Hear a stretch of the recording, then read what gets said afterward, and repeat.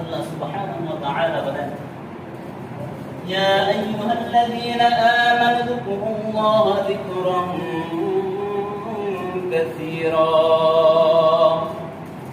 ওয়া সাব্বিহুহু বুকরাতান ওয়া আসীলা। আল্লাহ সুবহানাহু ওয়া তাআলা ডাক দিয়া বলেন, হে মুমিনগণ, তোমরা দুনিয়ার মধ্যে বেশি বেশি আমার জিকির করো। ওয়াসাব্বিহুহু বুকরাতান ওয়া আসীলা, সকাল এবং সন্ধ্যায় বেশি বেশি আমার তাসবিহ পাঠ করো। আল্লাহ সুবহানাহু ওয়া তাআলা আমাদের কাছ থেকে কি আশা করলেন?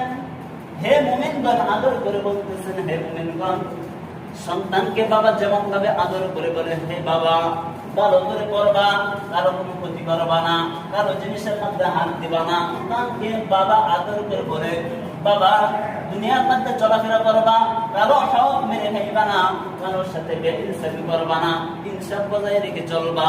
আল্লাহ সুবহানাহু ওয়া তাআলা আমাদেরকে বলেন, ইয়া আইয়ুহাল্লাযীনা আমানু যকুরুল্লাহা যিকরান কাসীরা। আল্লাহ সুবহানাহু ওয়া তাআলা বলেন, হে মুমিনগণ, তোমরা না আমি আল্লাহর বেশি বেশি তাসবিহ পাঠ করবা, জিকির আজকার করবা। ওয়াসাব্বিহুহু বুকরাতান ওয়া আসীলা, সকাল এবং সন্ধ্যায় বেশি বেশি জিকির আদায় করবা।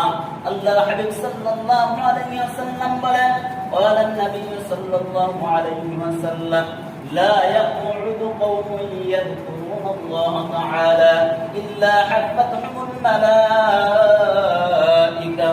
আল্লাহর হাবিব সাল্লাল্লাহু আলাইহি ওয়াসাল্লাম বলেন, যে মজলিসের মধ্যে জিকির আজকার করা হয়, কোন সম্প্রদায় যদি জিকির আজকার করতে বসে যায়, ফেরেশতারা তাদের চতুর্দিকে বেষ্টন করে থাকে। শুধু তাই নয়, ওয়া গাশিয়াতুহুমুর রাহমা, আল্লাহ সুবহানাহু ওয়া তাআলা ওই মজলিসের মধ্যে বরকত নাযিল করেন, রহমত নাযিল করেন। ওয়া নাযিলাত আলাইহিমুস সাকিনা, আল্লাহ তাআলা তাদের উপর শান্তি বর্ষণ করেন, শান্তি দিতে থাকেন। আল্লাহ তাআলা এই মজলিসের মধ্যে বরকত দিতে থাকেন, রহমত নাযিল করতে থাকেন। শান্তি ওই মানুষদের ভিতরে, কলবের ভিতরে শান্তি দিয়া দেন। আল্লাহ সুবহানাহু ওয়া তাআলা এই জন্য বলেন, বেশি বেশি জিকির আজকার করবা। যদি ইবাদত করতে পারেন, তাহলে দেখা যাবে অনেকগুলা উপকার আপনার সামনে চলে আসবে। ব্যবসার মধ্যে বরকত আসবে, কাজে কর্মের মধ্যে বরকত আসবে, কথা বলে শান্তি পাইবেন, মানুষের সাথে মিলেমিশে শান্তি পাইবেন, অশান্তি সৃষ্টি হবে না, আযাব গজব থেকে হেফাজত থাকতে পারবেন। যেরকম ভাবে সাহাবায়ে কেরাম রাদিয়াল্লাহু তাআলা তারা আমল করে দুনিয়ার